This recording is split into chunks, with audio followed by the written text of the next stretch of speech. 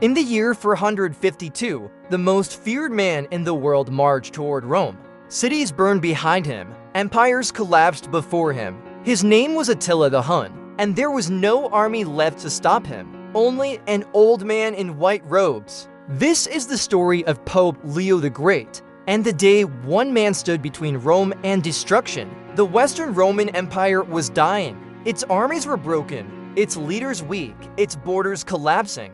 From the east came Attila, called the Scourge of God. City after city fell. Aquileia was erased from the map. Northern Italy lay open. Rome, once the heart of the world, was next. The emperor fled, the generals surrendered hope, so Rome turned to the Bishop of Rome. Leo was not a warrior. He carried no sword. No army followed him.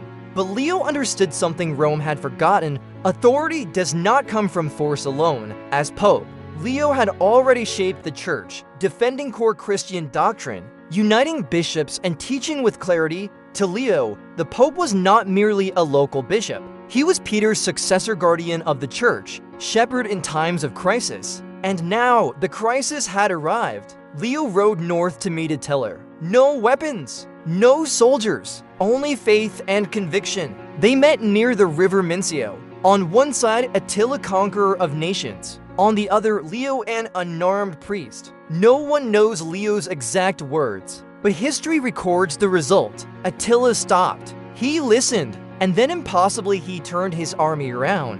Rome was spared. Historians still debate why.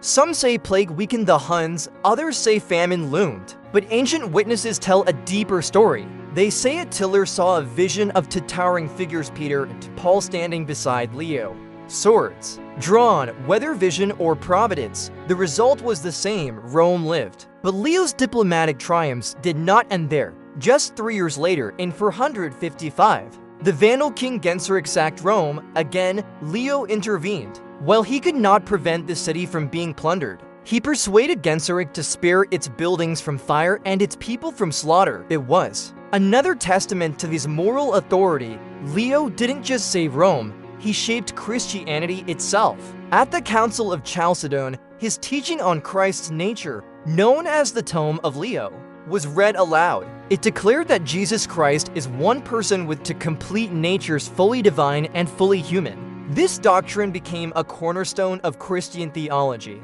earning him the title Doctor of the Church. Leo died in 461, but his legacy endured. He became known as Leo the Great, not for conquest, not for power, but for courage and conviction. When armies failed, when emperors fled, when Rome stood alone, one pope stood firm. The papacy was never meant to rule by force. It was meant to stand when the world falls apart. Leo proved that, and centuries later, his courage still echoes.